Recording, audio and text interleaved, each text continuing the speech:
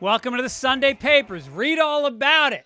I know you stare at your phone all week. You get little fucking drips, little drips of information. You're confused and anxious. Sunday, we land all those stories. We sum them up. We make sense of them. We feed them to you in a funny way. Welcome, Mike Gibbons. Aren't we? I think we're more an antidote. I think we're an escape from the news, no, in a way, because we're so inaccurate and really avoiding the really hot button issues sometimes. I don't know. I think we're going, based on the stories I have this week, we're going fucking head first. We're going into the belly of the beast, my friend. Me too, then. Me too. Fine. Let's start. But in terms of being wrong, though, you bring up being wrong. We got a number of people, to say the least, pointed out that we put out a couple videos every week. If you missed them, go on Instagram and you can watch them, or YouTube. Put out a couple videos, and one of them was talking about in London how the protesters are pulling down statues of Gandhi, Winston Churchill, and I incorrectly identified the people pulling down the statues as right-wing, when in fact it turns out they were Black Lives Matters people that found those statues to be, or those characters to be racist. I wonder, are there any right-wing Black Lives Matter? You just did a very sweeping statement there. Interesting question. Are there right-wing Black Lives Matter? Well, certainly not Mike Pence. Mike Pence was asked point blank if he would say Black Lives Matter, and he said all lives matter. And they pressed him on it, and he wouldn't say it. They were like, say it! He's like, I won't say it. They're like, say it! Yeah. Someone brought up, there's very funny comedic examples of like the equivalent of saying all lives matter when someone says Black Lives Matter. And of course, I'm spacing on them now. But it is such a stupid thing to say.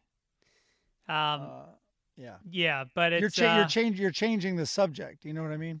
Yeah, but Churchill was racist. I remember that. I read his biography. He hated the English, and you're saying he also hated the Africans. Hold on. He did hate a lot of English, but not generally. You just said he hated the English. Oh, the Indians. He hated half of Parliament, that's for sure. Yes. But no, Indians, no. And I think, in his early military experience, he described the enemy. I believe it was the enemy. But anyway, the natives of the country and in unfavorable terms, to say the least. Yeah. And listen, I think you can safely say he viewed whites as superior. He's in England. England had taken over half the world. I'm not excusing it, but his mindset, I think, was just that we are more evolved and superior. I believe. Which is interesting because during his tenure, they went from being, the biggest colonizers of the world to really losing almost everything. Yeah, it started then, but they still had so much. I mean, there was still Hong Kong, still India, the Falklands. But yeah, the sun started setting on the British Empire, on the flag a little more. Right. And then Gandhi, I forget. Who'd Gandhi hate? The Pakistanis? He hated Pakistani food. We all do.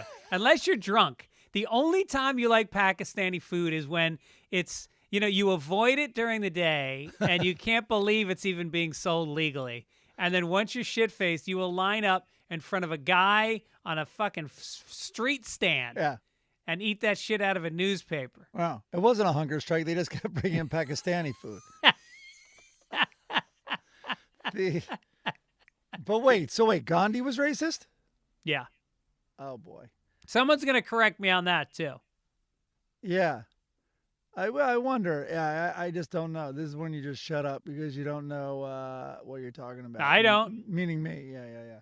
So, all right. Well, corrections. I like corrections. We should maybe make some fake corrections. Yeah, if you guys notice anything false, email it in to fitzdogradio@gmail.com, and we will, in fact, correct it. I also want to give a shout-out to Scant Regard. I think it must be the name of the band.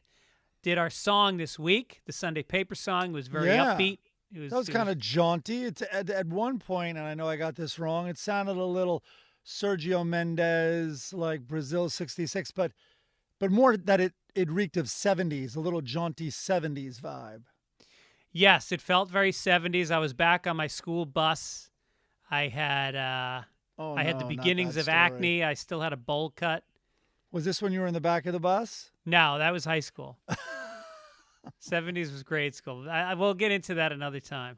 Oh, no. Now, with the political climate as it is right now and what's happening to comedians right now, I will not be bringing up the fact that I used to masturbate in the back of the school bus. I think that's kind of safe, actually, isn't it? I don't know.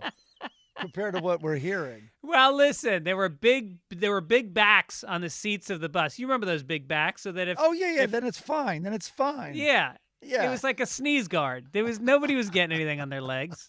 Oh, it was like you were like Hannibal Lecter behind the fiberglass. Like, there's the animal in the back. Don't go near him.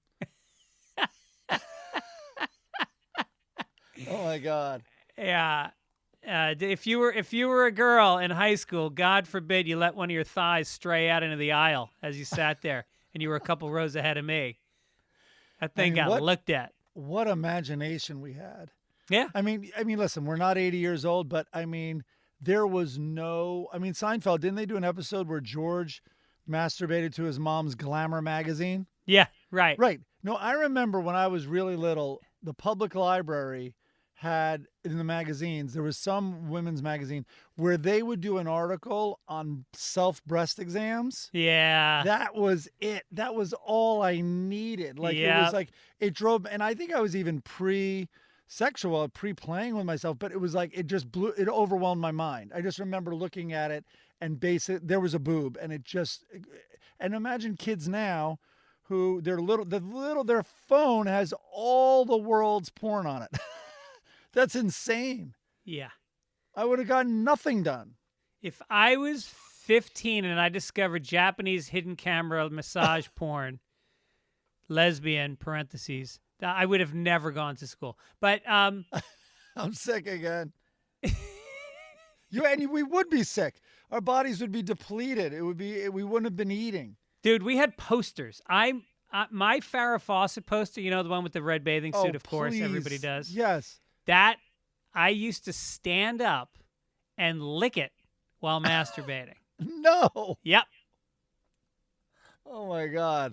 I'm glad we weren't friends then, because I had one and I couldn't leave you alone. And I remember the Cheryl Teague Sports Illustrated where she had the netting. The netting. Yes. Yeah. Yes. But just that we can point that these were cultural like touchstones is really remarkable. Like that. Like, Farrah Fawcett was wearing a one-piece, rather modest bathing suit. Not even a bikini. Yeah. No. What about Valerie Bertinelli? Remember the Valerie Bertinelli shots? Oh my God, yeah. Oh. Yeah. No, it didn't take much at all. It was crazy. And then Victoria's Secret came out, and forget about it. That was better than porn. To this day, it's better than porn. Occasionally, whatever, not to bum you out, but occasionally in the Victoria's Secrets thing, I noticed, like, you'd look at them and you're like, oh my, like, these are just unbelievable specimens, and they're photoshopped, and they're the best lighting, best makeup. I mean, it's the highest end photo shoot you can imagine. But occasionally you would see like a leg next to something that would give you scale, like the arm of a chair or like the leg of like a couch, and you'd be like, oh my God, she's emaciated. Like occasionally I'd be like, oh my God, she's that thin. Like that's not even a leg. Yeah. And occasionally that would bum me out. Like, get her away from something I know the size of. Yeah. And I like that it was negligee. They were going to bed. They were preparing to go to bed. They were preparing to tease someone in many cases. Well, the best part is if you were a rock star back in the 80s, how many rock stars married? Like, I remember Nikki Sixx. He married a Victoria's Secret model. They all, it was like their Tinder back then. They would just pick it up and they would pick a woman. They'd call their agent and they would go out with a Victoria's Secret model. Yep. two of the Kings of Leon, I think two, married Victoria's Secret models. Yeah. And then you go down a tier. You go down a tier and you got your Pauly Shores, and they would go to a Hooters, and that was their dating pool.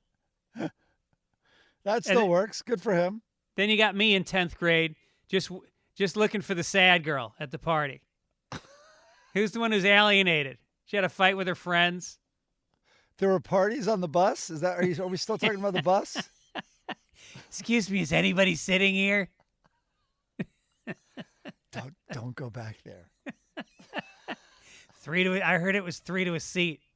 Bus driver just putting up the big those long rear view mirrors or whatever, backwards looking mirrors on his his sun visor. Kenny had to turn it up. He couldn't even watch it anymore. Right. The best is if he got in an accident while you were doing it. That would have been the best. Just thrown face first because your hands can't come up fast enough. Yeah. The police are looking at the accident and they go, wow, this kid got thrown so far his pants fell around his ankles. And he came. Oh, my God. What a news podcast this is. Yeah, let's get to it. Let's get to the front page. Extra! Extra! Read all about it! Extra! Oh, you mean there? Ooh, fresh paper. Yeah. Big news today, or we should say last night. We're taping this on Saturday. I'm sorry, listeners, that this is on a Saturday because there's a lot of news stories that are developing right now that won't be current when you listen to this on Sunday. So just understand that the podcast needs to be edited on Saturday night, thanks to our good friends Chris and Beth over at Midcoast Media, who edit it. But they need overnight to do the editing so it can come to you guys on Sunday morning. Okay, so full disclosure, it's between 2 and 3 p.m. on Saturday. West Coast time, which in Oklahoma means, what is it, 2 hours ahead, do we think? Maybe 1. You think 1? All right, so it's about 3 or 4 in Tulsa, and we can only guess what's going to happen tonight. But the cops are polishing their batons, and the Antifas are putting on their black fucking oxygen masks, and the Nazis are throwing a fresh tattoo on. This is like the West Side Story. It's all they're starting to dance. They're starting to dance towards each other. That's what's going on. When you're a Trump to the end. From your first cigarette to your last dying day. All right. There's already been an arrest. They've put up big fences. There's all these reports of people driving by screaming Trump sucks. The Trump death clock truck moved in. Did you know about that? What? There's a Trump death clock truck. And it pulled in Saturday. It's pulling in Saturday. It displays the digital statistics on 3 different faces of the vehicle, delivering real-time tracker of the alleged needless American deaths due to Trump's response to the coronavirus pandemic. Interesting. Yeah, so that's pulled in, so I'm sure that won't provoke people. Yeah. The problem is the word needless. That's the key to this whole thing, is that there are a facet of society, and it's not a small facet, that believes these are not needless deaths, that really believe that if old people die, it's kind of okay. It's kind of good for the economy, and we can afford those deaths. And then if young people start dying, you're going to see those masks start going on again. Well, the problem is, I understand identify the most vulnerable, they stay at home. Well, if you keep everything open, the most vulnerable often can't stay at home. They have to work. As many of them, even on the front lines, if you consider food service the front lines, and even nurses and healthcare providers and all of that. So it's way more complicated than that. Well, wait, talk about the 6 people that are working on the Trump rally. Right. So 6 members of the Trump campaign advance staff in Tulsa who were doing like a lot of the logistics for the Trump rally tested positive for COVID. So the people that show up early and touch everything? I think so. And I don't know their exact role, and I don't know when they flagged it, but that is a headline today also. So that'll be interesting. And then his provocative language in this has been, a bit crazy. Like he really is fanning the flame. You read that tweet of his? Yeah, he basically said that protesters, you will not be treated the way you were treated in Minneapolis and New York and L.A. It will be a much different scene! Exclamation point. Yeah, and he said that to protesters. I'm protesting. Let me check. No, he goes, still legal in America. Yeah, it turns out it's a constitutional right. Yeah. Yeah, and he included lowlifes. Any of you lowlifes who are going to Oklahoma, please understand you will not be treated like exactly what you said. Yeah. It's kind of, but when he does that, this is what I'm thinking about. One of the biggest news stories today, for sure, though, is this judge in New York who he tried to fire late last night. He does these Friday night purges. That's when a lot of his purges have happened because it misses the news cycle and it goes into the weekend. It's very calculated to do that. I mean, there's the famous Saturday Night Massacre when Nixon was trying to quash and fire detractors. So anyway, Trump tried to fire the U.S. attorney from the Southern District of New York, who's very powerful. And who he appointed, by the way. He appointed, and he was a Trump supporter. But once he got in office, he really started. He got to the Cohen, Trump's lawyer, prosecuted him, and that's when Trump first turned on this guy. And he used to work, this guy, for Rudy Giuliani's firm. Now he's investigating Giuliani and his dealings with Ukraine. Ukraine. So Barr went to try to fire him and then announced he's leaving office and resigning office. This is last night, and the judge immediately puts out his release. I just read that I'm resigning. That is not true, and I'm staying here. And as we began the podcast, I think Trump then came forward and I believe fired him. But what's going on, though, is... This is like when I used to date Cindy Murtha, and she broke up with me, and I just stood in her living room, and I went, no, you're not. I'm still your boyfriend. How did that go? Not good. She had her neighbor ask me to leave, the guy who was in ROTC, military guy. Gently asked me to leave. This is going to be Trump in January. So my speculation is, and a lot of people's, he's doing all this provocative stuff at this rally because the real bombshell damaging news, I think, is in New York. And I think this investigation and also the one into Turkey, listen, I'm not even being partisan. I'm just having, studied media. That was my graduate degree. I really think, and he's done this before, like when the day he called Meryl Streep underrated and the entire Twitterverse exploded, he loved that because that was a hugely damaging day for him where they were trying to rush appointments in on that exact day. And they were also doing something else that day, which I have written down here somewhere because I went back and I tried to find the news cycle for that day. It was Trump that day accepted the conclusions that the Russia had hacked the Democrats trying to manipulate the election. Wow. Which was huge news. So any day he acts up, or any day anyone really acts up, it's the magician's trick of distraction. Look over here, don't look over there. Right. So this case is, I think, going to be fascinating. Yeah. This ongoing investigation. His name is Jeffrey Berman, and he is now Trump has fired him, and the question is whether or not that can be appealed and dragged out until the election, which I read in one place is possible, but then in other places it's not. So this is going to be a very interesting week because if the big worry with Trump is that if he doesn't get reelected, he has to face all these charges in New York about his finances, and they will become public because he won't be protected anymore as president.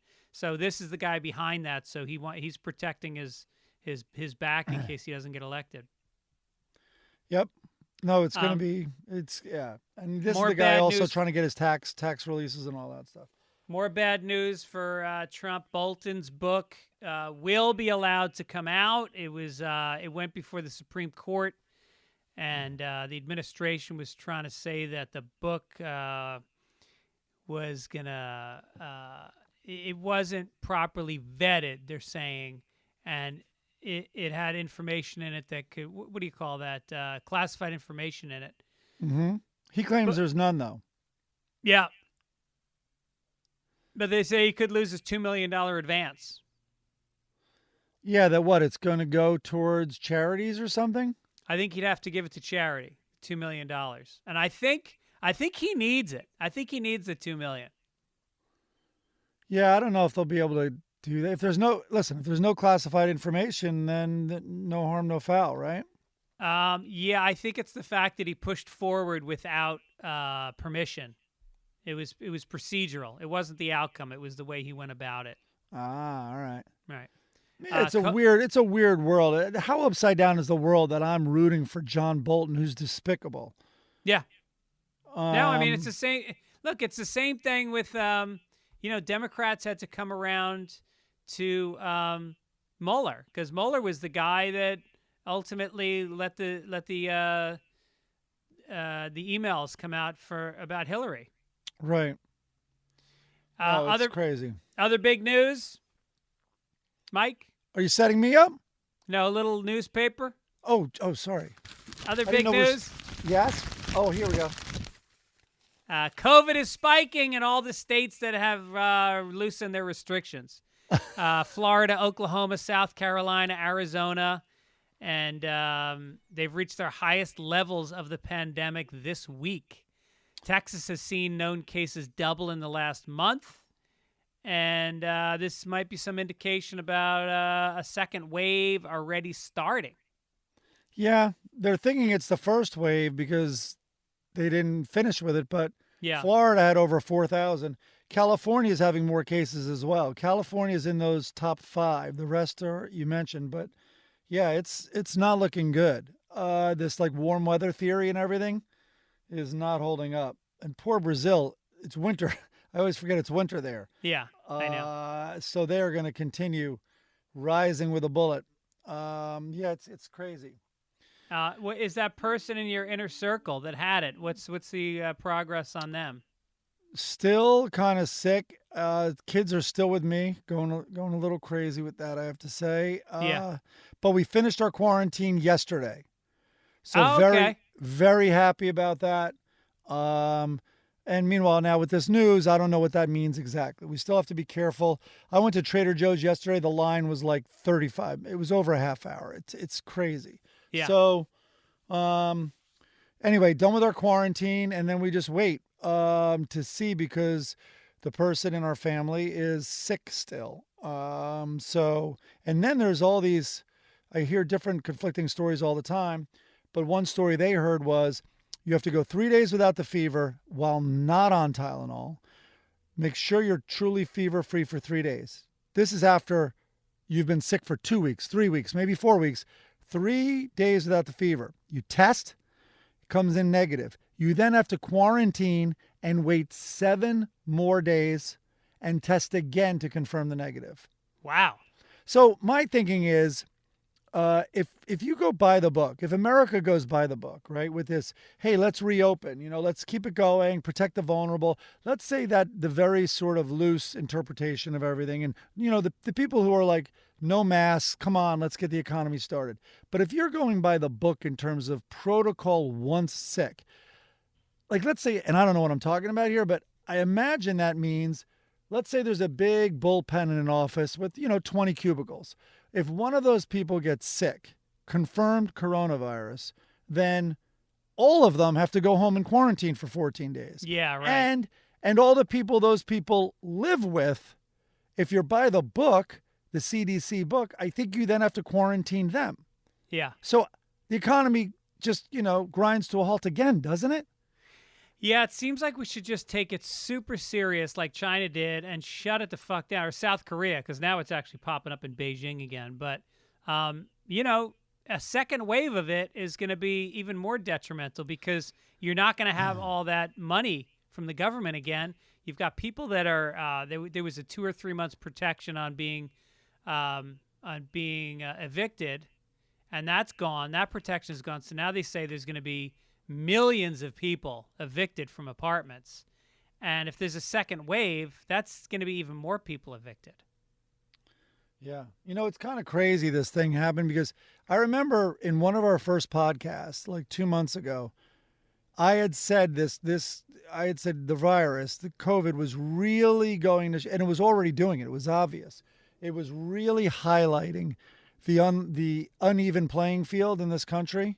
Yeah. You know, that the poor neighborhoods and people of color were especially getting hit hard, the minority groups. And then you're really going to see, and I remember saying even like, you think Rodney King showed how fucking unfair that America is against the have-nots? Wait till this virus runs its course.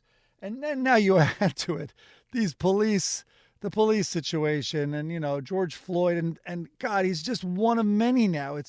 It's really a cauldron, man. It's not good at all. No, this thing's going to go on for a very long time. It's really depressing. I had a serious bout of depression this week. Did you? I couldn't get anything done. I couldn't sleep. I would be sitting at the dinner table with my family and everybody's talking and I'm not talking and I'm not hearing. And it was, it was really bad. And then I kind of snapped out of it. I did a couple good podcasts at the end of the week, and it really pulled me out because I'm forced to show up and sit in front of a computer and try to be funny with some people that I like and who are funny, and it pulled me out of it. And so I feel better today. But there's a lot going on. If you're feeling depressed out there, people, understand that there's a reason for it, and you have to really allow yourself to go down with it a little bit and just go, we're going through some hard times. Let me just take today on its own terms. And if I'm not feeling up for stuff and I got to give myself a break and take care of myself, do that and it'll pass. But these are tough times. And as you just heard Greg say, the cure seems to be podcasts. That's right. So tune in. Keep tuning in. I think that was the biggest, most heartfelt plug I've ever heard. Yeah, right. Well, I did one with Russell Peters. You know that guy? Oh, of course. Yeah, so I go He was after in the Russell. news. He was in the news this week. He's selling his house or something. Yeah, I was in the house he's selling. And let me tell you something. He's going to get a lot of fucking money for it. Oh, it's yeah. like the most badass house I've ever been in. We went into the man cave that apparently isn't the main man cave, and he almost never goes in, and it's like the size of my entire house. So he has a man cave that's so exclusive he can't get in? That's right. Is there a velvet rope? And it's because of his That's skin what I would color. have in my house. Yeah. It's the Gandhi room. And he's got a fucking line of cars, Rolls Royce, Ferrari. I mean, it's crazy. And then his assistant comes in with a box of cigars, and he goes, "Oh, these just came in." And he goes, "You smoke cigars?" I go, "Yeah." He goes, "Here," and he throws me one, and it's this Cohiba, this Cuban Cohiba. I go, "What's this worth, by the way?" He goes, "That's like $100 stick." And I Really? Smoked it on the golf course the next day. It was the best cigar I've ever had in my life. Wow. Yeah. That's crazy. Yeah, I know he's very successful. That's for But sure. he's not so successful that he doesn't have to sell his house, and he's going on the road like a fucking madman. He's on the road right now. He'll be on the road every weekend through the summer. Hey, did you hear about what's his name? Collapsed on stage? Who? Yeah, it's a news story. D.L. Hughley last night. No. On stage at a big comedy chain and it's in Nashville, this one. I forget, not Chuckles or something. It's something like that. Anyway, it's on video. I saw a headline and it happened to be TMZ running it. He was feeling a little slow. Words, I guess were a little slurred. They didn't sound that to me. And because of that, someone ran up a bottle of water. He took the water. He started to do some stuff. He only made it like 4 more sentences. And I guess they said his manager was there. And you see them, they were very on top of it. You see him start to get weak and fall, and they run up on stage and catch him. Wow. I know. You know who his manager is? Dave Becky. I was thinking it might have, I knew that, but I think it's probably someone from 3 Arts Probably or maybe road manager. road manager or something. Wow. Well, I hope he's doing all right. I love that guy. DL's amazing. I know, and it was sold out, which I don't know what sold out means now. Like, do you know Usually if clubs? it's like 50%. They take out Okay. half the chairs. And So- but people are not wearing masks. I saw a clip online last night of Steve Byrne in a club, and not a single person with a mask on. Wow. Yeah. I mean, think about it. Laughing is literally like coughing, and you've got 200 people coughing at you with no Yeah. masks on Right. for an hour 5 times in a weekend. Well, the worst is, someone said, hey, if you really want to like think about how it can spread in the air, basically someone said, I'm sure this is a bit uneducated, but if you can smell a fart, then you can obviously inhale and ingest the virus. I would And- rather get the virus. Depending on the person, I would rather get the virus. But if you think back to like, in college, like when you would smell your roommate's fart from like the kitchen and it was emanating from his bedroom, like it's unbelievable how that can spread. Yeah, it is amazing. Where you're in a car and just the windows have to go down because it's so thick. Right. So imagine a comedy club. What about when you're driving in a car and you can smell a fire that's miles away inside your car with closed windows? Oh, I know. Or you drive up the 5 and that cattle, that giant cattle methane. farm. Yeah. Yeah, you smell it. You smell it from miles away. Oh my Mike, God. let's do some entertainment. Well, you know what? Actually, I'm not. Nope. Hold on. I'm turning it back. Some lighter news on the headline front. They did a study, a psychological profile, and they figured out who hoarded all the toilet paper, which might be happening again.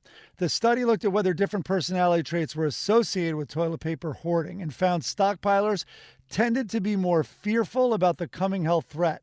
So basically it was anxious people, which I don't think they needed a study for that. And so, because it's a kind of a scientific fact also that I think if you're nervous, you shit more. And I honestly think that's a truism. Like, just go ask Jeeves about it. Like, the English language wouldn't have, I'm scared shitless. I'm so scared I shit myself. I'm shitting bricks. Those sayings don't come out of nowhere. Or you get scared and you go, shit! Yeah, exactly. Yeah. If you ever want to look, it's in language has it all baked in. Like that's where you can see everything. Right. So they were also likely to this is also it. They also were likely to stockpile if they scored high in emotionality. That is, they tended to be more fearful, anxious, dependent, and sentimental. Translation, women. I might have added that part. The ladies. Well, women also have 2 holes to dry. We only have 1. I agree with you. But the ladies brought it up. And every clip you saw of fights over toilet paper, it definitely was a woman who had like 2 Costco-sized things. And then another woman saying, give me one of them. You can't take both. This is before the rules were implemented. Yeah. So I think, most of the fights were women. And I think this makes sense because they wipe their pee-pee. That's the problem. The problem with this hoarding thing is women's pee, I think. Well, it's also, if you're anxious, these anxious people, you shit not just more frequently, but more disgustingly because your stomach gets all in turmoil and you have diarrhea, which causes you, what's a diarrhea series? 7 wipes, maybe 8, as opposed to a guy who's feeling good about himself, maybe exercising, drinking lots of water. Sometimes you squeeze one out and it's what they call a white flag. 1 wipe, nothing on it. Surrender. Your digestive system surrounded. But I'm not taking the blame off women. It's women and wiping their pee. How much pee is getting all over the place that they have to wipe every time they pee? Isn't that why we wear underwear? To protect your pants from stuff like that? Yeah, and then they've got those pads they can put in. They can stick in those tubes. There's so many things for the vagina. Their pee system is flawed. I'm just going to say it. The women's pee system. All right, men's pee. Here you go. Men's pee, it's like those old school sprinklers. You remember you like plunge the thing in the middle of the lawn, and it would go in a circle. Yeah. And the men's pee is the thing that's shooting it to the outreaches of the lawn. You want to know what the women's pee structure is? It's that flap that goes fluff, fluff, fluff, fluff, and fucks up the pee and sprays it all over the place. Women have that flap that just like fluff, fluff, and fucking up all the pee. That's what's going on. And it goes, and we're just straight line. Yeah. And that's what their system is until their flaps get in the way and screw the whole pee formula up. And then they need to wipe it. Or it's when you take the sprinkler off and you try to use your thumb over the hole to spread it out. That's what the vagina does. Yeah. It's a thumb over the hole. God did not design the vagina to pee. It designed it to fuck and have babies. The pee was an afterthought. Wait, hold on. My mic just went out. How did you finish this bit? Did you go there? Listen, it's not women's fault. Listen, they were God's afterthought. He was like, he had us, and he was like, oh, fuck, I forgot. Give me a rib. Give me a rib and it's not, I haven't vetted it. It may not work. There's a little problem with the peeing, but I'm going to get this out to market. I'm a little late on it. Yeah. I seem to have cut them. They keep bleeding. I can't really figure that one out. Yeah.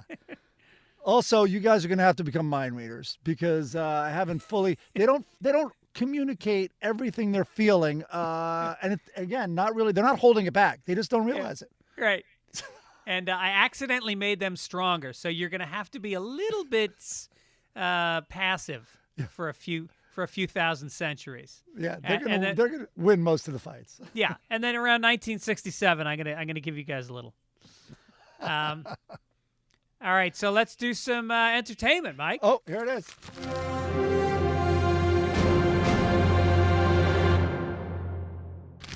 All right, go for it. You go for it. Well, I don't have much except this will be infuriating for people to hear, but I finished, as you did, The Wire. I finished season 1 last night. I finished it last night also. What did you think? Well, is this a sneeze? It gets better and better because, like any show that's really groundbreaking, it has its own rhythm, and you have to find the rhythm. And then once you get into that, like The Sopranos, like Breaking Bad, once you get into it, it's so addictive and it's so fulfilling. The one thing I'll say is it doesn't really play in these times we're in right now because it's asking you to pull for the main characters who are beating black people up, planting evidence on them, faking testimony on them, racially profiling them, and you're supposed to kind of look past it and go, well, they're flawed. I don't know. I'm actually seeing tons of restraint, especially Baltimore is this the 90s, I imagine? Or 80s, crack time, 80s. No, there were cell phones. So I think maybe it was 90s. it wasn't 2002. I mean, 2002 is when it came out. Oh, no, they talk about after 9/11, things have changed. Yeah, so you're right. Yeah, so it's right after 9/11. So I'm seeing tons of restraint, like that bullshit thing that they have to put guys on the roof. So they've wired the phones. They have to put guys on the roof to confirm it's some of the people they're watching. Otherwise, they're just not allowed to listen. I don't think that. I mean, so they don't listen to these lines all the time. Just, they have to have a guy out there to confirm it. And I actually don't see them planning evidence. And I don't see them doing, I thought it would be, especially in these times, like I'm seeing this, this drive-through killing of a guy. And I'm watching The Wire now where they know these guys are guilty, but they have to go through all of this red tape and formalities. I actually see them showing tons of restraint. Don't get me wrong. They can be rough and when they target someone and all that, but I was expecting more, especially from the Baltimore Police Department. Right. I guess if the show was made today, a lot of the stuff like the kid being beat up in the projects and then the guy completely gets away with it, that type of stuff might not be in there unless they were going to really villainize the character who did it, which they don't in this as much. Yeah. But getting back to the show as a show, it is slow, and I had read that about it. Listen, it's a great show. Don't get me wrong. It's super high quality, and it is so, to me, authentic feeling. Like, clearly, I mean, they wrote what they knew. The two guys that created it, the guy who created Simon, like, he was a journalist in Baltimore, and I guess season 3, I think, is about the newspapers, one of the seasons. And I've heard it's a build, and season 4 is the apex and is unbelievable in the school system. But, like, if I was to give an objective review, I think Game of Thrones, Breaking Bad, Sopranos, I enjoyed more of. And even shows like Happy Valley, Broadchurch. Did you ever see Damages? No. I challenge people, try to watch one Damages. Season 1. Just try to watch one. It's impossible. Who's in it? Glenn Close is in it. And yeah, and she won an Emmy for it, I think. Yes, I believe so, and that's when I first recognized it. And then, but I was late to it. Ted Danson eventually gets in it, and then oh my God, Bridesmaids, the Irish gorgeous woman who's really funny, she's in it. Yeah. Before she was famous. Not the one who's married to Sacha Baron Cohen. No.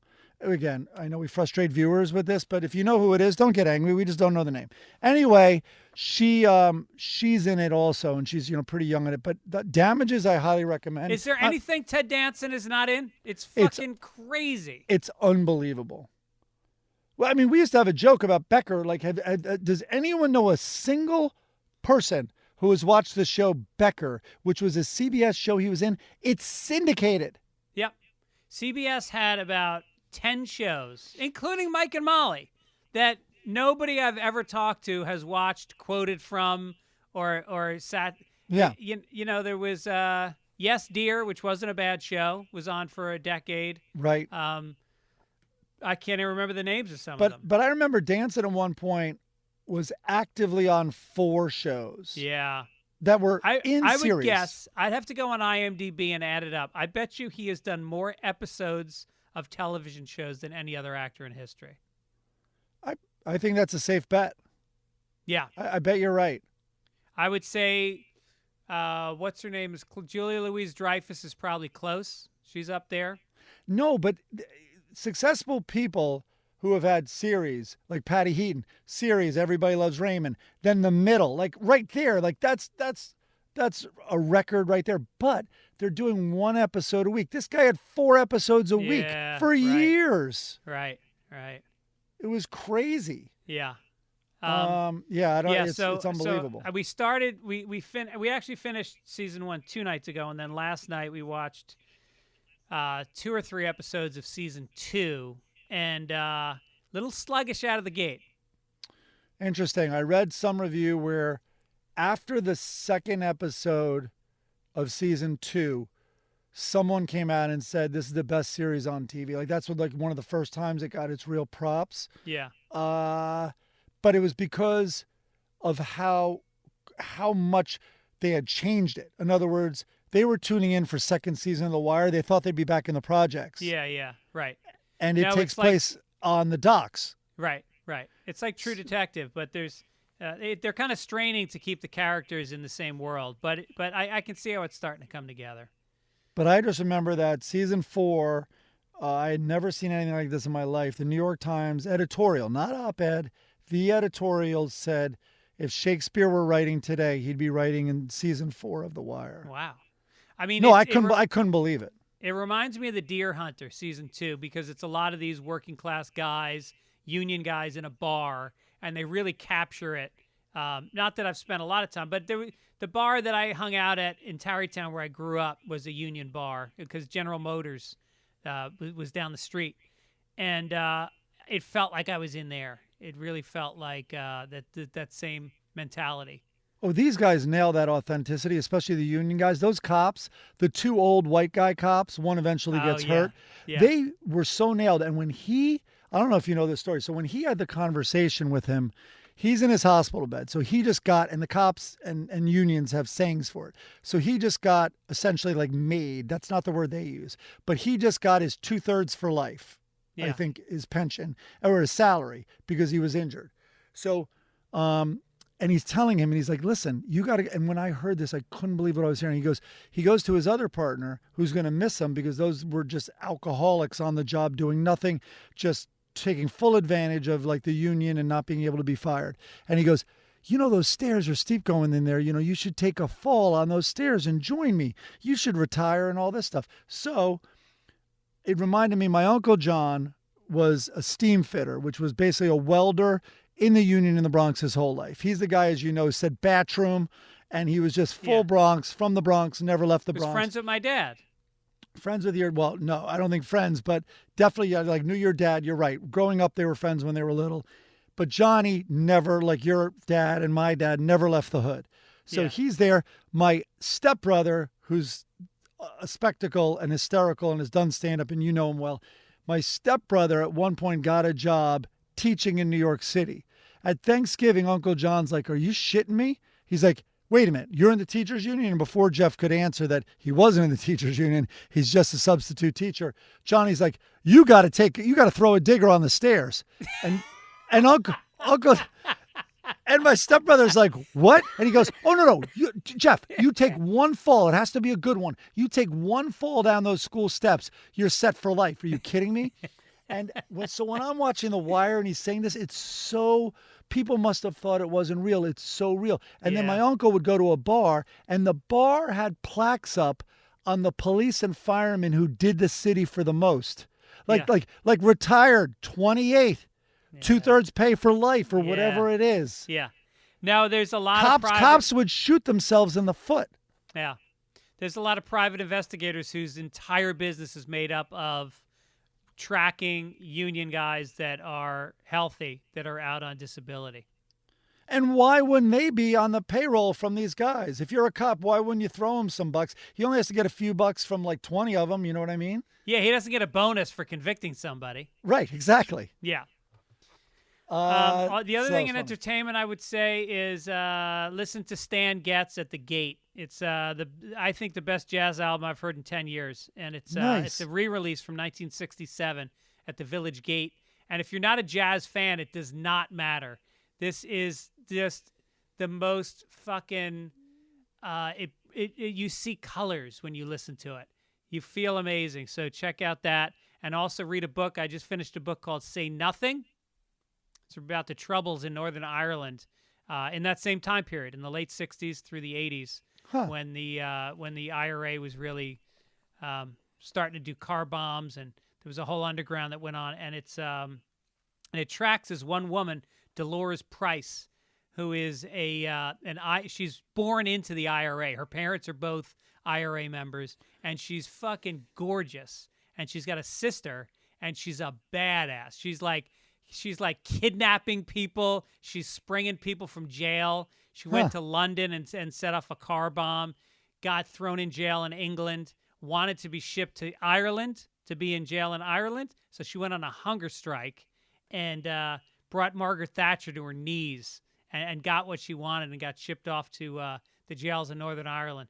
Fucking amazing story. Huh. Yeah. Did her boobs get smaller during the hunger strike?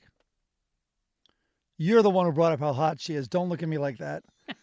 You know who she married is the guy from The Crying Game, Stephen Rea? Oh, really? Yeah. Wow. Yeah. Nice. Anyway, any books? Any books or music? He had a few bombs. Some of his films were bombs, to keep it in the family.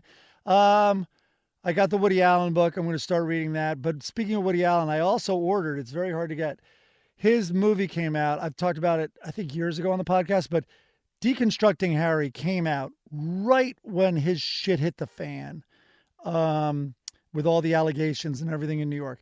So I'm like, you know what? He's so unbelievably funny. I'm like, you know what? I can separate the artist from the man, you know? So I'm going to go to the theater and see it.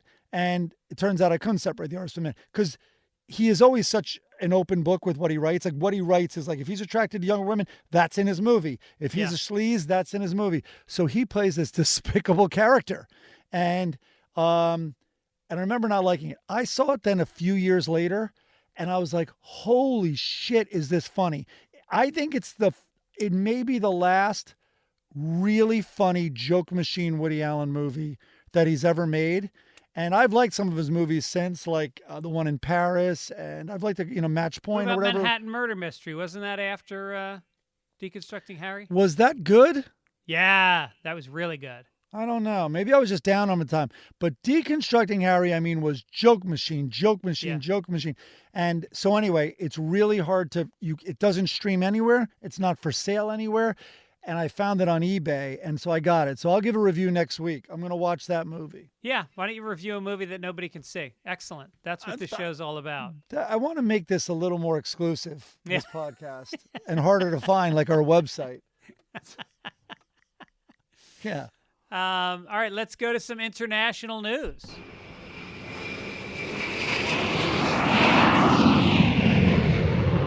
Okay, let me turn the page. Go for it. The Bank of England has come out and apologized for historic ties to slavery.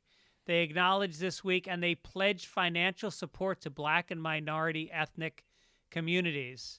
They talked about how they enslaved 3 million Africans between 1640 and 1807. Notice they got out of the business about 40 years ahead of us. They transported them to colonies around the world. They were in the Caribbean. But they had indentured countries who were continuing the practice. No? Couldn't one safely say that? Yeah, you could say that.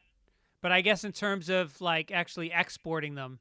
Right. And so Black Lives Matter has blown up in England, and so they follow the lead. There's been a few other British companies that have come out and apologized. I believe the British government has come out and apologized about slavery. We must have done that, right? If we haven't, I am so sorry. You're so sorry the government hasn't apologized? Yes. Oh, I see. Sorry the government hasn't apologized. I see. Yeah. I don't know. We had to have, right? Yeah, I would imagine we have. I know it's weird. Some things like we only partially recognize, the Armenian genocide. Like there's really messed up politics there. Oh, well, what about what's going on with the Uyghurs in China? There's 1 million ethnic Chinese Muslims, imprisoned and being tortured and being disappeared, just being killed, disappeared. and because we have all these trade ties with China, and so does the rest of the world, nobody in the UN is doing shit about it. Oh, Saudi Arabia. It's kind of like The Wire. The Wire really does show you how deep-rooted corruption can be. Yeah. When all of a sudden it's like it's 2 steps removed, but that money is coming from the system. Yeah. That is really killing people in inner cities and stuff. So good for England, I guess. They have so much to apologize for. They are the worst culture in history. I fucking hate the British. And, what they did to Ireland, they starved Ireland in the 19th century. 1 million people starved to death. They made the Irish grow food and cattle and a lot of pigs, and then they exported all of it, not just to themselves, but to other countries, while 1 million Irish starved and another 1 million emigrated out of the country. I wonder if that's the worst. Like, I wonder their top five atrocities. I wonder what they are. Yeah. Well, they obliterated the Aborigines in Australia. They pronounce it aluminum or whatever, aluminum. That's a slaughter. They don't drink coffee. They drink fucking tea. Try to wake up on that shit. Advertisement. And their food was complete shit. By the way, how do you fucking rule the world for hundreds of years and not have good food? It's like the world is your takeout. Not only that, their food improved when they started opening up Pakistani shops. That's when English food got better. To anyone still listening, which I doubt anyone is from the beginning of this depressing podcast, that was a good callback. Also, in international news, in Brazil, where there has been a few cases of corona, oh, yeah. they came up with something for people in an old folks' home, and it's called a hug tunnel. And it allows you to safely embrace. That's a vagina, relatives. Isn't it? A hug tunnel. Oh, that's good. Yeah. I think that's the asshole, though. And that's a tight hug. That's a tight hug tunnel. Yeah. That's a hug from grandma. Oh, my God. The vagina is like a hug from your sister, but I've seen cards that say just that. Yeah. So it's like this plastic sheet that has 4 arms in it, and you can hug people through it. I think that's how Orthodox Jews hug. I think it is. And one little hole in it. And speaking of Woody Allen, in Everything You Wanted to Know About Sex. Oh yeah. There's a scene with 2 people both wearing full-size condoms that are having sex with each other. He was ahead of it. Also, in Latin America, there is a phenomenal amount of corruption going on. They in Ecuador, they announced they identified a criminal ring that colluded with health officials to win contracts selling body bags to hospitals at 13 times the real price. This is the government selling them to the hospitals. And one of the men implicated, Daniel Salcido, fled Ecuador in a small plane that crashed in Peru. The irony being, needed a body bag. Yeah. That's great. Good luck getting that. Yeah. That's terrible. Yeah, the corruption it's so bad. No, in Bolivia, the Bolivian health minister is under house arrest for paying an intermediary millions more than the going rate for 170 ventilators, which apparently didn't even work properly. I mean, that's blood on your hands. That's not fucking around with a big construction contract that you skim a little bit off the top. This is people that are willing to let hundreds or thousands of people die so that they can get a payoff. That's fucking crazy. No, but anytime an opportunity comes up and there's any movement, there's all these grifters that come in. I mean, all the stories in America about trying to sell the respirators and also just supplies, even masks and stuff. I think the New York Times did this article of all these companies that were in companies that claimed they could get them. They wanted, the government, the state of New York, to forward the money first, and they were all scammers. Yeah. And some of them were scammers who really believed they could get it, but they were lying about having them. Then they couldn't get them. And so all of that happens. Whenever there's any movement in any way, people will come in and try to exploit it. Speaking of which, if anybody's looking to make a few bucks, I met this Nigerian prince, and he's looking to move a few ducats. He just needs a bank account. So email us at fitzdogradio@gmail.com. I'll take care of you. All right, I have some sports stories. Should we go over to that? Let's do it. Let's do some sports.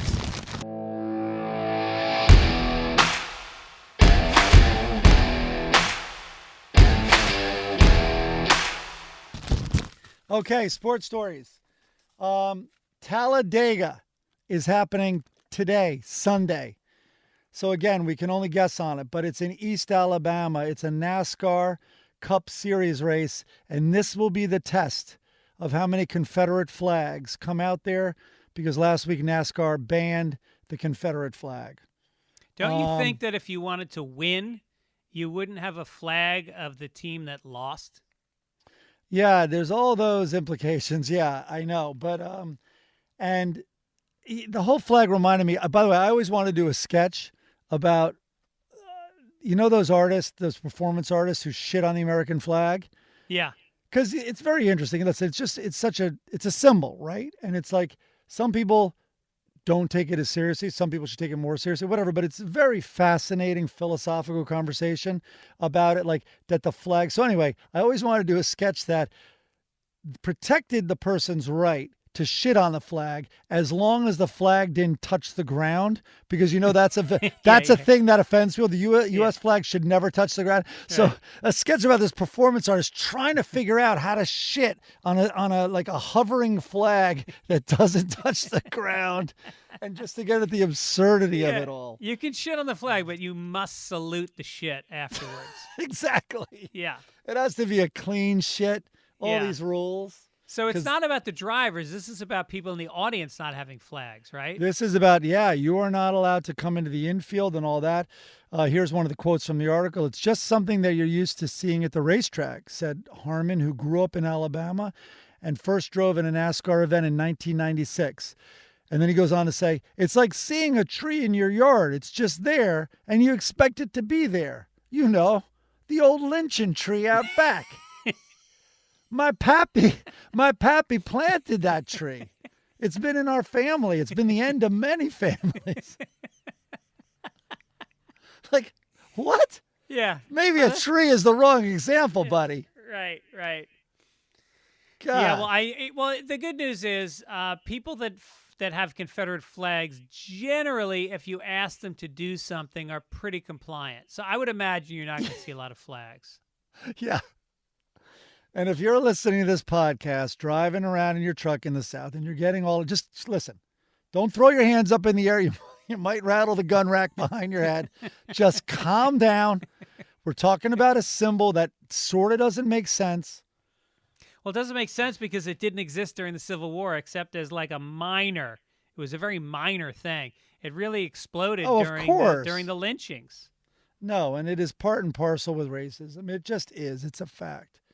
If you're talking about symbols and what it is, the symbol was most used by those factions. You are now trying to take it to symbolize something else. Well, that's a new attachment that you're trying to do to this image. The real attachment is the one that people are offended by. Any other sports? I know it's always a short section because there is no sports. No, I got another one. One, which is, it was funny. This was under protest updates section on the CNN website. The Washington Redskins announced in a news release today, Saturday, that the NFL franchise will honor the late Bobby Mitchell by retiring his number. Bobby Mitchell was an African-American football player, black, I should say. African-American, I think, is on the way out. Isn't it that phrase? I think it is. I hear black is back. No, it is. So he was traded there in 1961. Anyway, he's a Hall of Famer. And he was with the organization even in the offices after he retired. So they quote, Bobby was our Jackie Robinson. He had to handle the pressure of being the first African-American football player to integrate the Washington Redskins, said former Redskins safety Brig Owens. So as I'm reading this, they are putting the word Redskins in every sentence that is honoring this man because of the color of his skin. And this is only happening, obviously. Well, he did die a few months ago, but clearly this is happening because of all of the unrest having to do with skin color right now in this country. And the Redskins want to be on the front line of fighting that discrimination based on the color of your skin. It's just absurd. I guarantee that the Washington Redskins will take back this award very soon. It's going to be. I got it. It took me a second because maybe I have a healthy brain that doesn't think that way. I should still pretend not to get it. It's of course. I mean, the Redskins. It's really lunacy that they're defending. It would be like, and again, I haven't prepared any of this, but because I just think it speaks for itself. But it would be like, the Chattanooga Darkies are honoring, like it's a team having that name. What are you doing still? Well, yeah. I mean, I wonder if the Washington Redskins, if they realize that the land that the stadium is on is worth a lot more, if they'll move them to a worse neighborhood. Now, is there a defense? I always try to think of the other side. We just literally landed on the appropriate phrase is blacks. So could our argument be undermined that Redskins is not much different? Blacks was certainly I don't even know what the red stands for in their weird childlike logo. But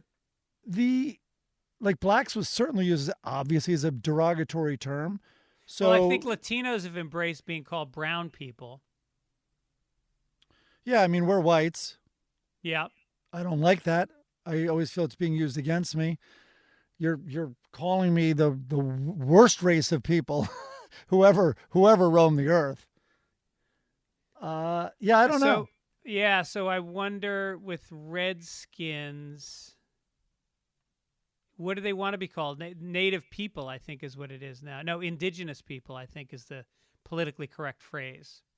Right? Do I have that right? Guess. Which brings us to Eskimo Pies.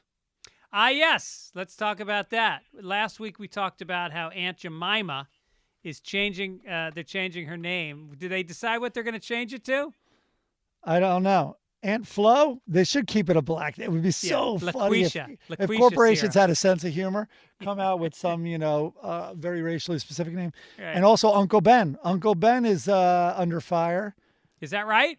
Yeah, it's happening a lot with products. The butter Indian we talked about. Yep. Yeah. No, not Mrs. Buttersworth. The Native American on Land O'Lakes. Oh, right. But I think Mrs. Butterworth also. Really? Yeah. She was an antebellum sandwich spread? I think so. Or syrup? But what are they going to... Yeah, Uncle Ben's and my father was a radio guy and a big voiceover guy. He did a lot of commercials. He had the Uncle Ben's contract for about 15 years. Racist. That shit put me through college. Wow. Yeah. Okay, what's up? You told me before the podcast about Eskimo Pies. What's up? So this is the Dryer ice cream company, and they have said we are committed to being a part of the solution on racial. Okay. I love that this is part of the solution. Yeah. On racial equality. Yeah, of course. Everybody's got to do their part. The chocolate-covered vanilla ice cream bar joins brands such as Aunt Jemima and Uncle Ben's in overhauling long-used names. They say the name Eskimo is commonly used in Alaska to refer to Inuit and Yupik people, according to Alaska Native Language Center. The name is considered derogatory in many other places because it was given to non-Inuit people and was said to mean eater of raw meat. As reported to the Eskimo Gazette. Oh, so, boy. Yeah, Eskimo Pies. The working title is Uncle Ben's Pies. I don't think it'll last. What about all the nooks and crannies? If you want to make some real money, come up with like a prepackaged meal that has Uncle Ben's rice with Aunt Jemima syrup on it and has some kind of a Eskimo pie dessert. And put it all in like one of those TV dinners. Oh, I'm sure there's some hot dog. Yeah, you could have a full racially charged meal, I'm sure. Yeah. We should be able to think of some on the fly here, but yeah. Also in what section are we in? We were in sports, but I love this other, this topic of these symbolic changes and name changes and stuff. Well, that was in business. The other thing in business that I have is a family of a 20-year-old student says he died by suicide after confusion over an apparent negative balance of $730,000 in his Robinhood account. Now they're demanding answers from the millennial-focused trading app. So Robinhood is this trading app that I guess anybody can get on, and you make these kind of complicated trades. And it doesn't read out very clearly. So this 20-year-old kid thought he'd lost $750,000. It's also a suicide app, which millennials love. But by the way, so as someone who was shorting the market and is again, I had to step away a few weeks ago because it is crazy making what the stock market is doing. It's making money, right? Because they will just come up with, first of all, we become completely socialist, and the government now just backs. Oh, sorry, you're going out of business? Well, Delta, here you are. Here you are, unlimited money. And here, everyone take these. And it was so despicable. Now the government is going back on their promise to be, transparent and show who got a lot of this money. So there's that issue aside. But what they're doing is all of a sudden they'll be like, no, there's a cure. And it's like the stock market loves it, up 2,000 points. And what happened is a lot of people who had lost their jobs were starting to play the market. Like I think a lot of these millennials with a Robinhood account were starting to play the market, and it is so fixed. And there's huge speculation that the markets are being really manipulated up and down, where these winners, the people inside are making tons of money by taking all of these people, the amateurs money who are stepping up saying, I guess I'll make money on the way down because obviously it should go down. Well, a lot of big tech is stepping in also. Facebook just put $5.7 billion into a telecom giant from India. They paid $400 million to buy an animated GIF company and fiber optic cable.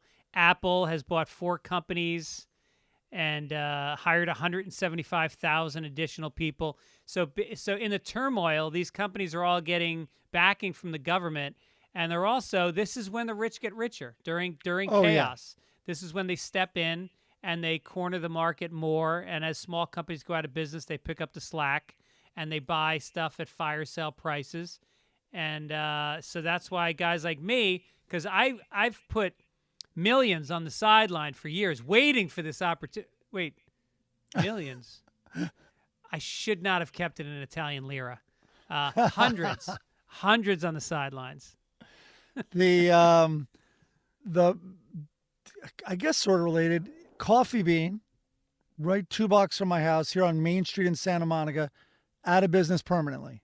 No. Yes. The chain or that location? No, this location. But my point is, this virus will shake things up so badly that, like, why wouldn't, and it's whoever's left standing, why wouldn't Starbucks, like, buy Coffee Bean? You know what I mean? Like, and then all their stores, they get to do something like that. And that's what's going to be going on, or everything is going to get more and more concentrated, which is not the direction it should be going. No, I mean, the thing is about capitalism is you're supposed to have some kind of, they're supposed to let things happen the way they're supposed to happen. That's been the whole thinking with pure capitalism. So what should be happening now are these giant businesses should be going out of business at the same rate as smaller ones, but they're getting bigger buyouts from the government, and so it's not going to ensure pure competition, which is supposed to be at the heart of capitalism. Well, I don't know. There's also theories that pure capitalism leads to monopolies because the powerful just keep getting powerful. And if you don't get involved, why doesn't Facebook just buy everything? And not only buy everything, but use their power to flood, it's kind of like the diamond trade. Like if they're all of a sudden you have a diamond mine, well, De Beers is going to come in and basically give diamonds away for free till you go out of business. Then they're going to buy your mine. And that's pure capitalism. And I think, whatever. I have a whole theory that, listen, it used to be, hundreds and hundreds, thousands of years ago. If I was bigger than you, I could take your wife, I could take your food, I could do whatever the fuck I want because I'm just bigger and more powerful than you. And then eventually laws were created to protect that. Well, we need those laws now because now it's the intelligent people and the more educated are the more powerful. And if you're inside Wall Street, you're more powerful. And you can take that kid with the Robin Hood's account's money. You can just take it. It's the easiest thing in the world. He doesn't know you're going to create a downward trend tomorrow. Jim Cramer, that motherfucker, Jim Cramer, he's on YouTube. Just YouTube Jim Cramer manipulating the markets. He laughs about it. He talks about it. It's fun. He's like, listen, if I knew I had some shorts in play and they were going to get really hurt because the market was going up, it wouldn't take much money. I could manipulate the markets to send them down the next day. He then wrote a book. I think the word confessions might have even been in the book where he talks about feeling so badly at how easy it is to shake people out of the market and ruin lives and make money doing it. Yeah. Yeah. No, that's the new version of a caveman just taking wherever the fuck he wants, and there have to be rules in place. I don't even understand the stock market anymore. Like I thought the whole principle was companies that were starting out needed seed money to grow, and so they took investments and essentially sold off tiny fractions of the company to people that want to invest. But do companies like Apple even need more money to grow? Like, what is even being traded anymore? It's so like fleeting. Well, that was one of the big problems is they would take all their money, they would buy back their own stock, which was allowed, which shouldn't be, to artificially inflate the stock price. Yet they're not taking care of their employees. They're not putting it as much into research and development. It's a bad system any way you look at it.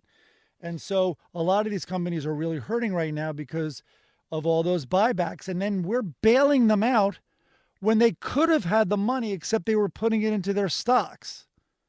Anyway, it's a very controversial issue. Yeah. Ford is recalling more than 2 million vehicles in the U.S. because the doors could open while the vehicle is being driven. And you wonder, is that a manufacturing defect, or is it just if you're driving a Ford Fiesta, you just want to hurl yourself out of the car? Fiesta, bye-bye. Yes, it's crazy. It's pretty depressing, I imagine. I think this is another case of suicide. Here's another business story. U.S. Airlines, I got this last week, I think. U.S. Airlines record the lowest passenger numbers since 1974. These are the statistics from April. So they talk about that international travel is down. So I'm not going to tell you the percentage that international is down from April last year, but I wish I could have been a fly on the wall. Like, boss comes into the meeting. All right, listen, guys, I need some good news. I need some fucking good news. My wife's name is literally Karen, and everything's going to shit in this world. Just give me. I know the numbers are bad. Yeah. I know the numbers are. What are the bad? Well, international travel, sir, is down quite significantly. I think that's all you need to know. No, tell me. What is it? It's down 99%, sir.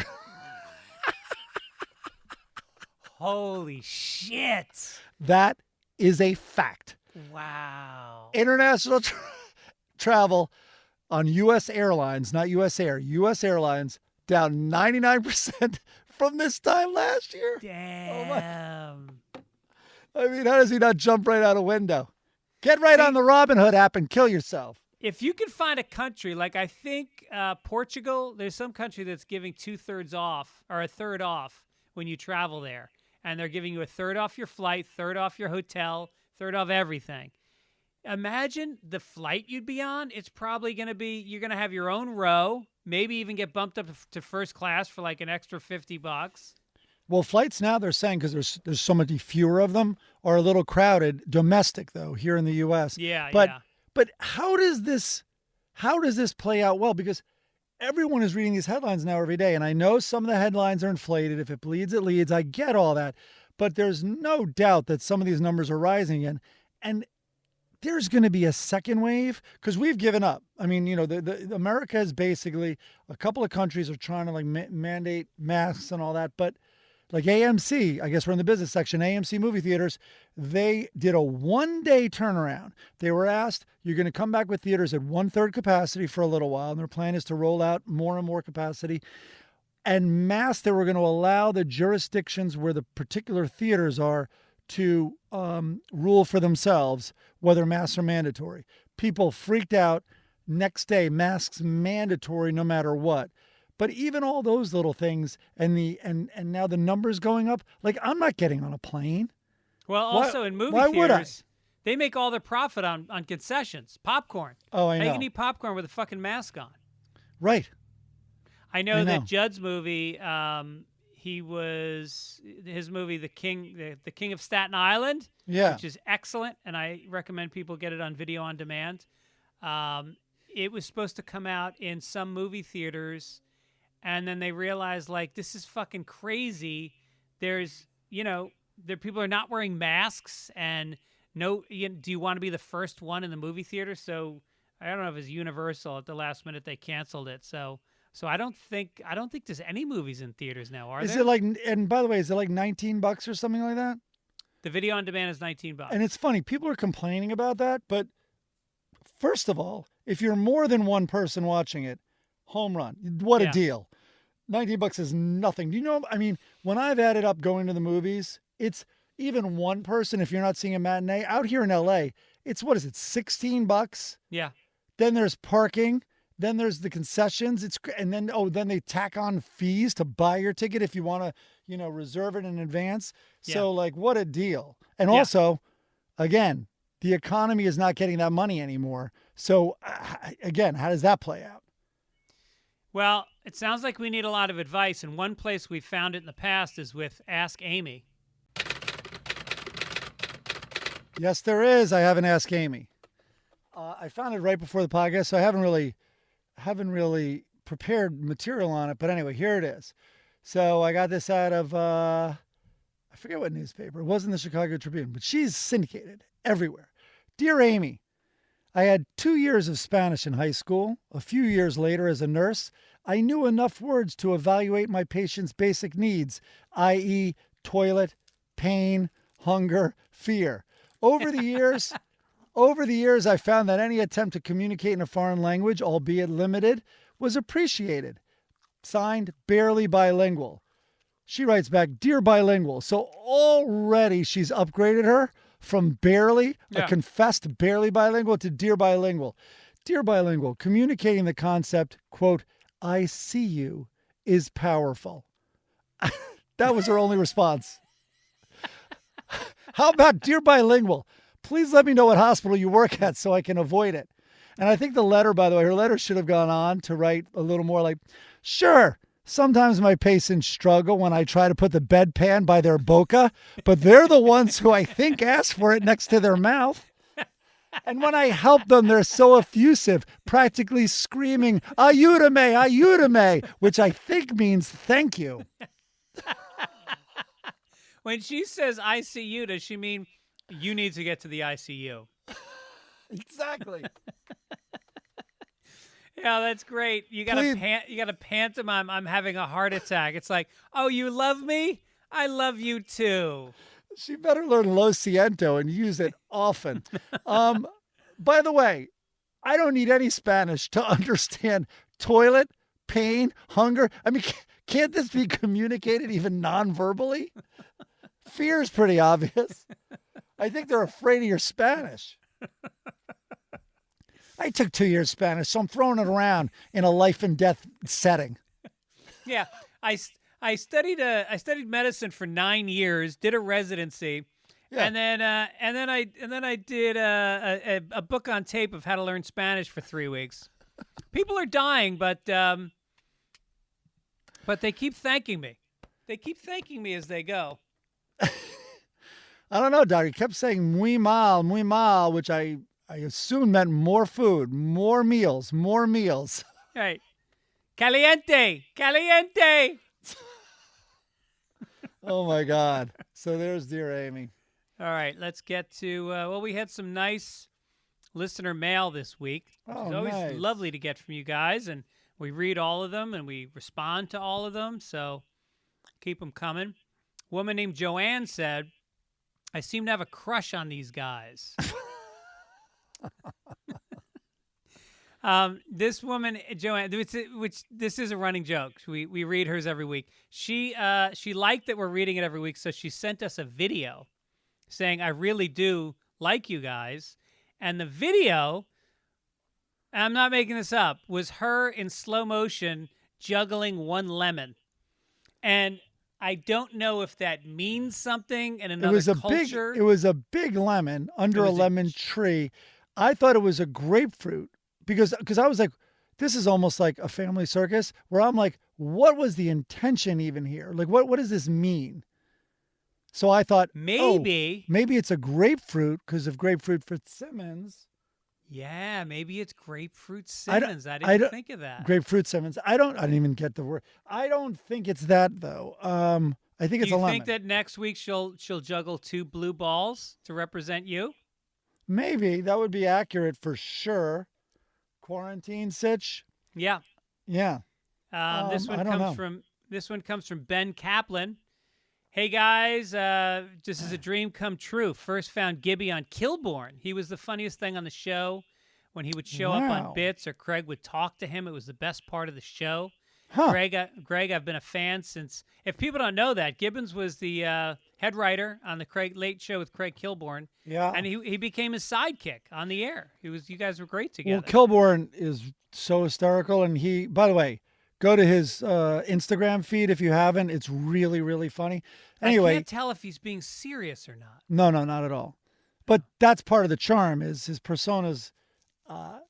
It's not unfounded. Let's just put it that way. Does he know it's a persona?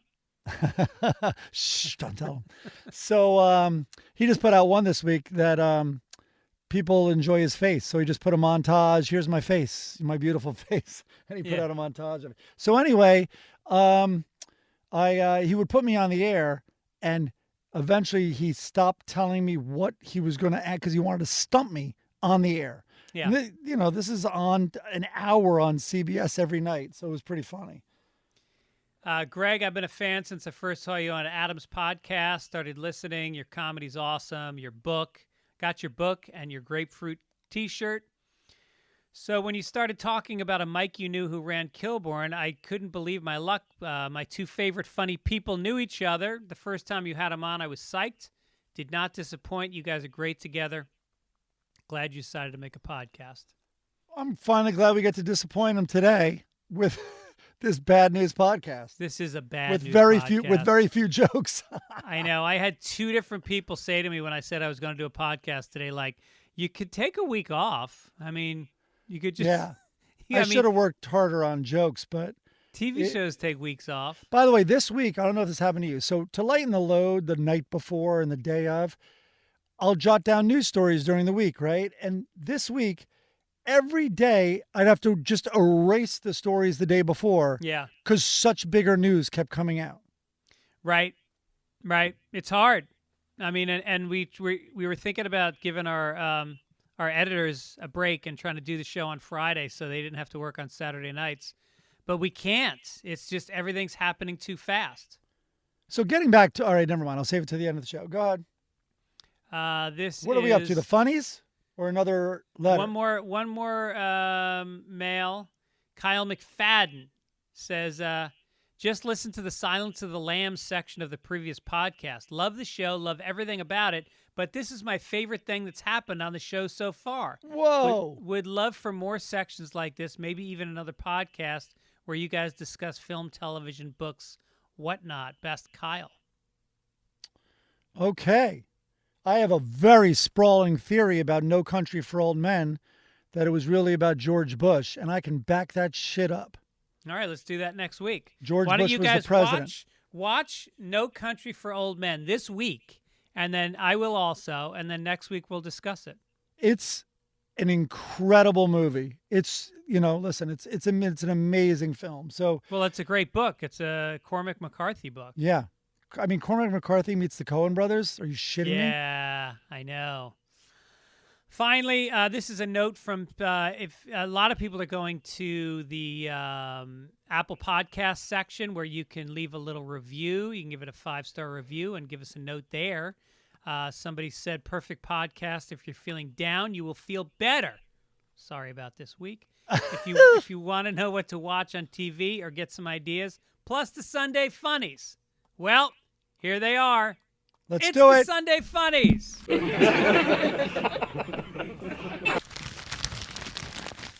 All right, this one I found. Somebody sent me this, and it's very funny. It's Homer from Homer Simpson, and he's got the newspaper open, and it says, chuckling, "Oh, Andy Capp, you wife-beating drunk." What? But did someone make that? I don't think so. No, I think it's an actual. You think that was in The Simpsons? Yes. That's hysterical. I mean, let's go. I don't know how it had. Of course, it's been done. I mean, we're not stumbling. We're not the first people to stumble upon this. It's all right. Let's go to it. Go to. Andy Capp. Let's go to Andy Capp. Here it is. This week's Andy Capp. I've fallen in love with these. Has Andy's wife, who is in a bathrobe with curlers in her hair. Clearly, she has been asleep and has been awakened by Andy at the front door, who must have forgotten his keys. I don't know why she's answering the door for Andy. She has in her hand a rolling pin. Andy is standing there, bulbous red nose, cap on, little shit-eating smile on his face, and a rolling pin in his hand. He's going to beat his wife with a rolling pin because he's drunk and coming home late.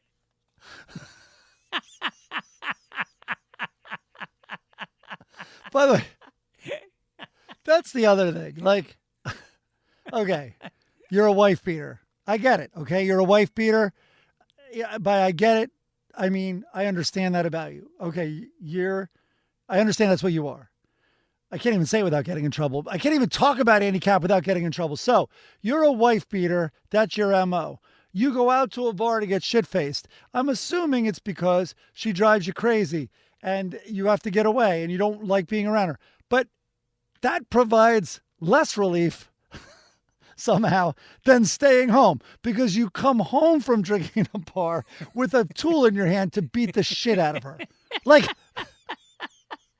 that's what's going on there. Usually you come home from the bar and you kind of cower. You kind of come back sheepishly. Not Andy Capp. He comes out with a weapon. He goes, not only am I going to wake you in the middle of the night, not only did I spend our savings getting shit-faced and probably cheating on you, get ready for a beating. Or also, I got away from you. I had a breather. I fucking unloaded on my friends what a C word you are. And it felt good. I got some, and I drank, which is a stress reducer. And you know what? You can start with me if you want, but I'm just fucking passing out, man. I'm just passing out. You're not going to get under my skin. Instead, on the walk home, she's under his skin. And where did he get a rolling pin on the way home? He must have bought one earlier in the day, knowing that she was going to have one and saying, "No, it's going to be a battle royale." The bar probably has them on loan. You're going home like an umbrella by the front door. You want to take one? They're all bloody. They're caked in blood and hair. Yeah. Oh, my God. Hey, O'Connor, I don't want to spread the virus. When did you beat your wife with this? Over a day ago? Okay, I don't think the germs can last on it. Did you ever hear the joke about the guy? He's in a bar. Yeah. His wife's a C word. She's at home. He's standing at the bar. He's so drunk he throws up on his shirt. And he goes, "Oh, Jesus Christ, how am I going to explain this to my wife?" Guy next to him says, "Here, take $20 out of your wallet." Wait, you've said this on the podcast. Have I? Yeah, but say it new again. Listeners, yeah, do it. It's a great joke. Put this in your pocket, and when you get home, you just tell your wife, guy next to you at the bar threw up on your shirt, gave you $20 to dry clean it. He goes, "That's fucking genius." Guy orders another round after that. 2 hours later, he stumbles in the door, can't get his keys into the lock. The wife finally opens the door. She looks at him. He's shit-faced. She goes, "You got puke all over your shirt." Guy pulls the 20 out of his pocket. He goes, "Guy next to me at the bar threw up on my shirt, gave me the money to dry clean it." And she goes, "Well, what's this 100?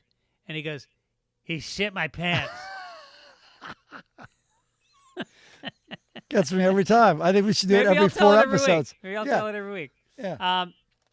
Who's your favorite Viking character, Mike? Oh my God. I'm going to pronounce it Hagar.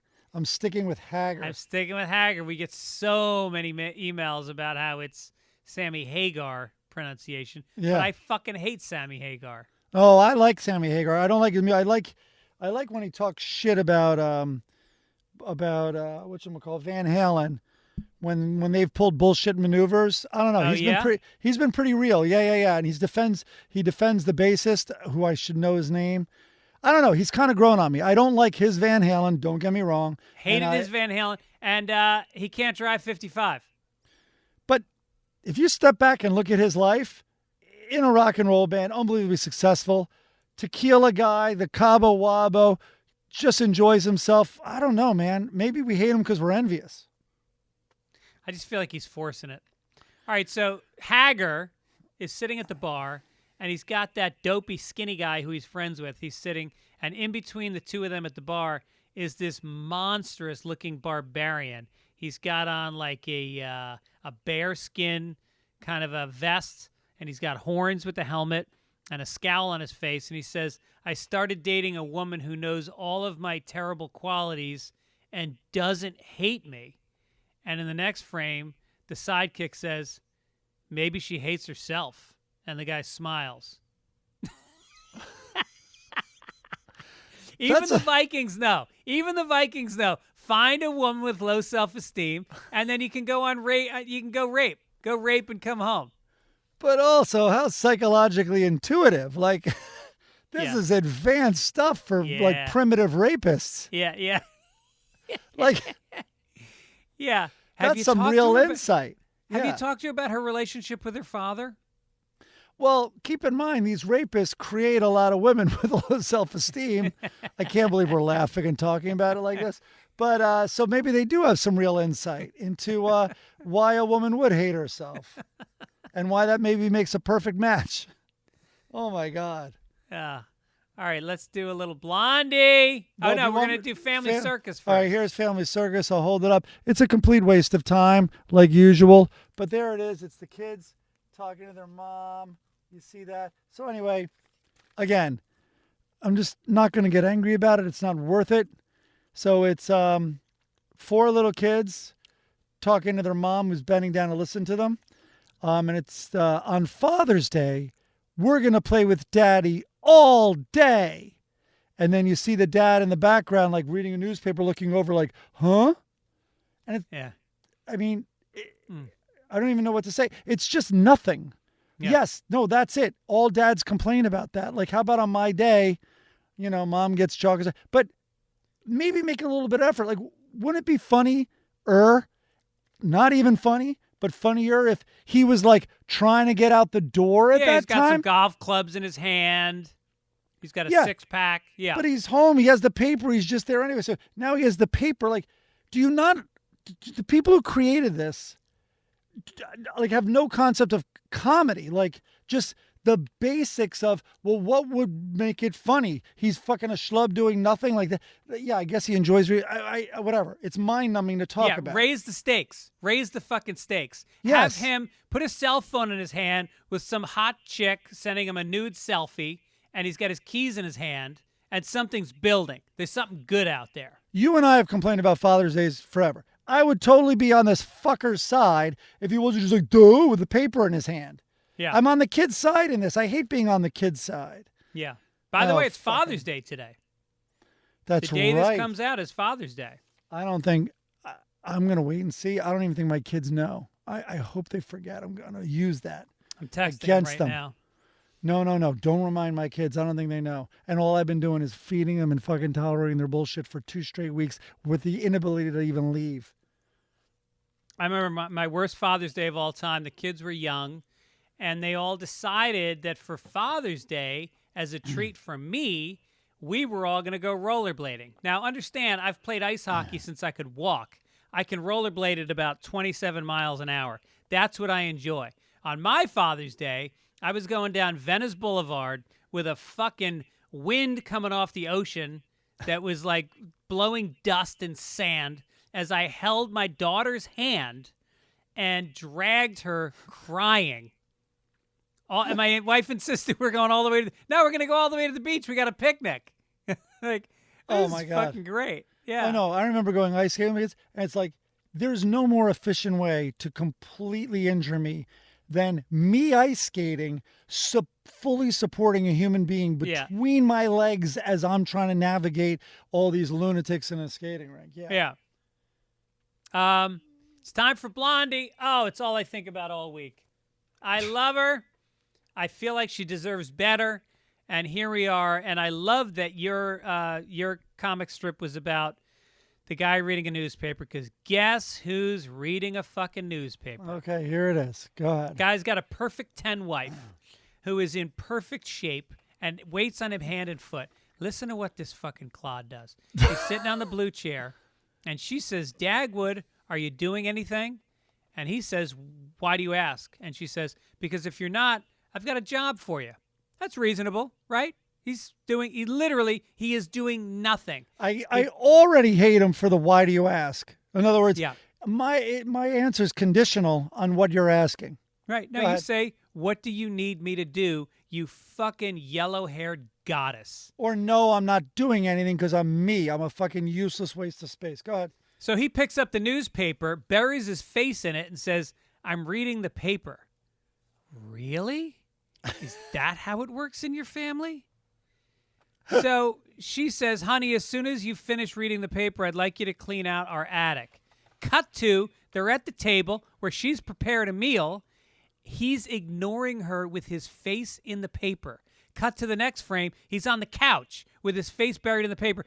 She's standing there in a black velour skirt that comes about an inch above her knee and green pumps so that her calf, it's like a fucking bowling pin. It's perfect. And she just looks at him with a sadness on her face, a sadness that this is the 1950s and you don't divorce yet. Next frame, he's walking down the street, face buried in the paper. She's inside the house, looking out, forlorn. He's in the shower. He's got the paper. She's got her arms crossed. Finally, they're in bed. She's wearing a pink frilly top and sitting up in bed, and she says, "I'll give you this. You certainly aren't a quitter," as he buries his face in the newspaper. Infuriating. I mean, if all it takes is for me to clean out the attic, to crawl on top of that fucking curvy goddess and pump one out, I'm up there. I'm knee deep in dust. I'm putting stuff in boxes. Whatever you need. What else? How's the lawn look? This guy. He won't see you. His head's buried in a paper. Oh. You could be her side piece. Oh, God. That's right. But, I need somebody to animate me. If somebody could animate me into a Blondie cartoon, hitting on her while Dagwood is ignoring her, I will, I don't know, I'll do something. I'll give you $100. There has to be an intervention. That's one intervention. But she also needs help. Like, she should be married to Hagar's, cretin friend.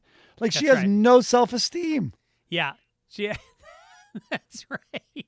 This is only the 1950s. This isn't the 1500s or whatever the fuck Vikings were roaming the earth. Right. This reminds me of that TV show, Mrs. America. Did you see it about the ERA? I saw some of it, yeah. Phyllis Schlafly or whatever. Yeah. Just a woman who's doting on her husband no matter how fucking... Ugh. I watched it. I kept waiting for the swimsuit competition, and then I was out. I realized I was watching the wrong show. And that's the joke we're going to go out on this week. Good one, Mike. That's going to keep them coming back. Well, if they stayed through my breakdown of how messy they are peeing and how dysfunctional their body is with that, and the complete waste of toilet paper of cleaning up their pee mess every time they urinate. What about then they're fine with what I just said. What about if you guys made it through Gibbs' chunk on Kramer manipulating shorting the market, then that last joke was for you. All good, all good. All right, so listen, it's happening like in an hour or two. Like, what? Again, Saturday. It's right now. It's Saturday. It's 3:30 in Los Angeles. What is your prediction for tonight? I believe that this thing is going to heat up fast. I think there's going to be protests outside of where he's going to speak. And then on the inside, he is going to instigate his people, talking about the protesters outside. And when they leave, there is going to be a conflict that the news is going to cover like it's Sunday football. Interesting. Do you think they're going to serve alcohol in this function?